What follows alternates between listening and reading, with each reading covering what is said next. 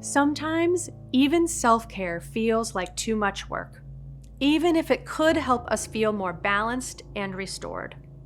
When a busy mom finally gets to sit down at the end of the day and put her feet up for 5 minutes, there may be no juice left to think about what kind of self-care might fill her cup. However, Sonia Lubomirsky and her colleagues discovered that indulging in life's pleasures is one way that we can be consistently increasing our positivity and therefore our well-being. If you look for ways to bring more pleasurable experiences into your life, you can be increasing your positive affect and enjoying the benefits that come with it. Not only does feeling happier support our health, raising our immunity and lowering the occurrence of disease, but a more positive state of mind also brings us closer to the ones we love and even leads people to be more socially involved and engaged in their community.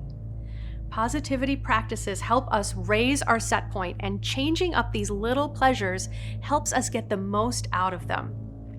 So I encourage my clients to create their own things that make me happy list. Try out this exercise and give it your own name if you like. This is an exercise you can begin with even just a few minutes available to yourself. Then I suggest you keep this list nearby and add ideas as they come up to you. My own list became more complete over the course of a few weeks, and now I keep it on the wall in my workspace so that when I have an opportunity for a 20 or even a 5-minute break, I can choose something simple off the list. If I have a meeting cancellation or a whole day at my disposal, I can choose a bigger activity off my self-care roster. My inspiration comes from the artist Sark, Susan Ariel Rainbow Kennedy. You can look up some of her posters that were very popular for their colorful and whimsical style. You'll want a piece of unlined paper and some colored pens or markers.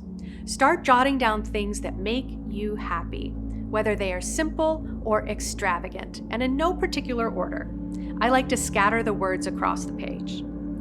Perhaps for you, this might be the taste of juicy fresh mangoes, a yoga practice, sleeping in, or jumping in rain puddles, eating a delicious salad topped with sweet fruit and crunchy nuts, or a fondue dinner with friends. You could list longer activities like a camping trip or a staycation in the city. Let your imagination carry you away, and the next time you find an opportunity to treat yourself to one of life's pleasures, I hope you will remember the benefit, the lasting boost to your positivity and resilience towards stress, and enjoy.